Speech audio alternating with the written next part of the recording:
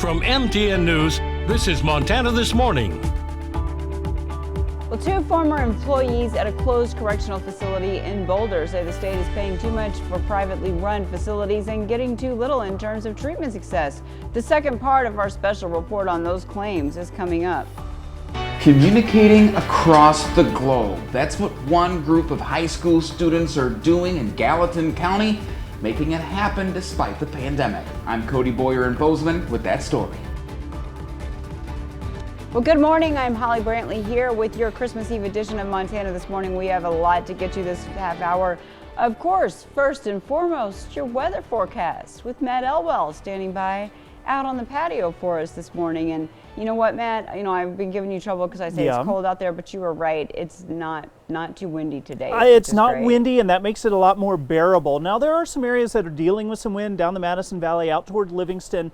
You'll have to keep an eye on the winds and keep both hands on the wheel. But our temperatures are fairly cold across most of the area, so any winds that we do see picking up will be really dropping that wind chill. 0 in Butte right now, 7 in Belgrade, 7 in West Yellowstone. Our skies are relatively clear. We have a pretty decent view of stars out across the area, but we do have a few thin clouds trying to work their way across the area. Our daytime highs for your Christmas Eve: get those kids out, burn some energy so they can get to bed for Santa. It looks like a pleasant day to do that. Daytime highs eventually making it into the mid and upper 30s. We have 40s on tap. We also have snow for the weekend. We've got it all. We'll talk more about your forecast, of course, coming up in just a few minutes. Get those kids out and let them burn some energy. That sounded like a note to self there, Matt. Yep. All right, well, here's a look at your headlines for today. Republican Governor-elect Greg Gianforte has announced his first appointee to head up a state agency in his incoming administration. Gianforte selected former state Senator Mike Foster of Townsend as his director of the State Department of Agriculture. Foster has been working as head of U.S. Department of Agriculture's Farm Services Agency in Montana since 2018. Gianforte and Foster have a robust understanding of the challenges facing Montana's ag producers. That's what Gianforte says of Foster, and a strong commitment to meeting their needs. Foster is the only state agency director Gianforte has announced so far, which is 2 weeks before his inauguration. Well, yesterday we shared part 1 of an MTN report on a book that criticizes Montana's treatment structure for offenders in the state correctional system. The book's authors, a former counselor and security officer at the now closed Riverside Treatment Program near Boulder, say treatment policy focuses too much on punishment and is overly influenced by private contractors. In part 2, MTN's Mike Dennison tells us more about these contracts and how they're managed by the state. I'm Mike Dennison in Helena. Coming up, a new book takes a critical look at Montana's correctional treatment programs. All right, well, we will get to that in just a minute. We'll tack on to the coronavirus relief bill, stimulus legislation, tackling one of the most controversial practices in healthcare, surprise medical bills. That's when you go to the hospital or have an elective procedure and then later find out some of the doctors or facilities were out of network, meaning you could owe tens of thousands of dollars. Here's what's most impactful about the legislation. Patients would no longer get those surprise out-of-network bills for emergency care or for a planned procedure. They will instead be billed at an in-network rate. Out-of-network providers would have to give patients a heads up on estimated charges by at least 3 days. Air ambulance companies would also not be able to charge more than in-network cost. Ground ambulance was not included. Insurance and providers have to go to arbitration to work out the final payment. It's a complex solution advocates say could end up costing Americans more in the long run.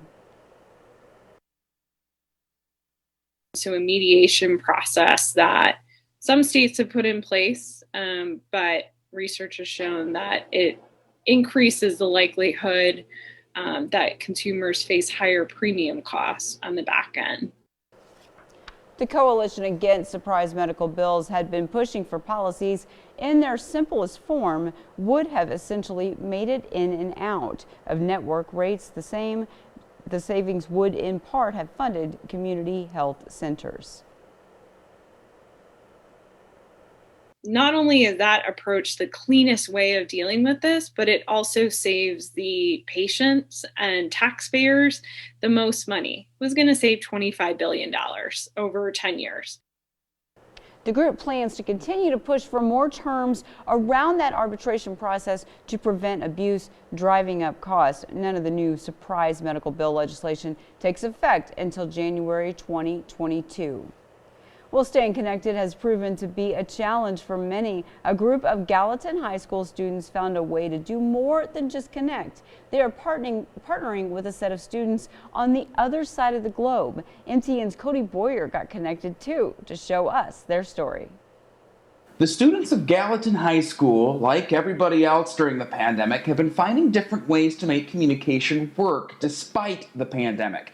And that includes when they signed on to be the sister school to a high school in Okinawa, Japan. If you take a look at the distance between Bozeman and Okinawa, that is quite the feat for any group of students trying to communicate across the world. It all speaks to our moment where we are right now, things that we can accomplish both from afar and in person. It's an interaction we've probably all experienced by now, thanks to pandemic communication. All right, can you hear me now? There, I can hear you loud and clear. Meeting virtually, a concept very familiar with educators like Gallatin High principal Erica Schnee. We have a phrase at Gallatin High we call Gallatin Grit.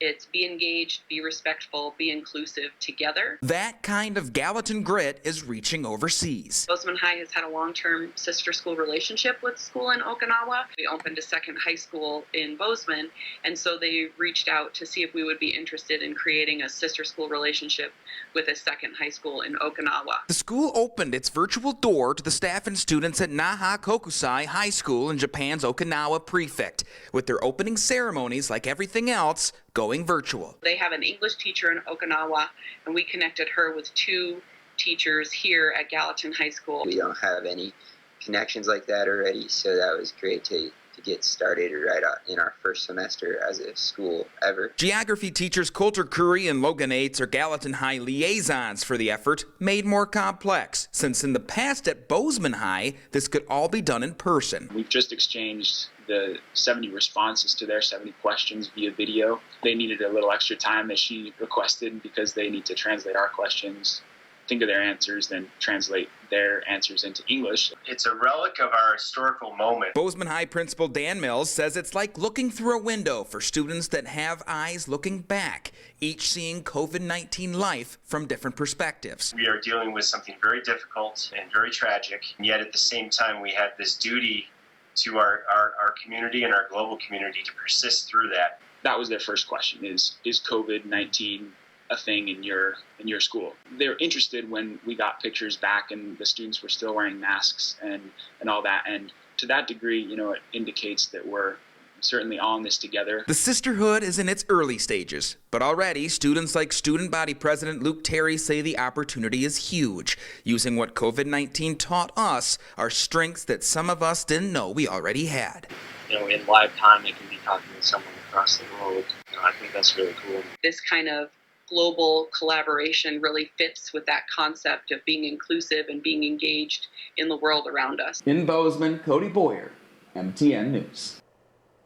Well, as we first told you earlier yesterday, we shared part one of an MTN report on a book that criticizes Montana's treatment structure for offenders in the state correctional system. The book's authors were a former counselor and security officer at the now closed Riverside Treatment Program near Boulder, and they say the policy focuses too much on punishment and is overly influenced by private contractors. Well, now we have part two. MTN's Mike Dennison tells us more about these contracts and how they're managed by the state.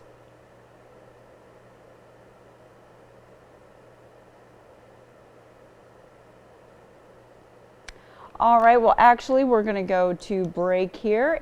There's some really hot time for home sales market in the U.S., and it's for high luxury, high-end homes. After the break, find out just how big the boom is in high-price homes right now. But first, here's a look at what's ahead at 7 on CBS This Morning.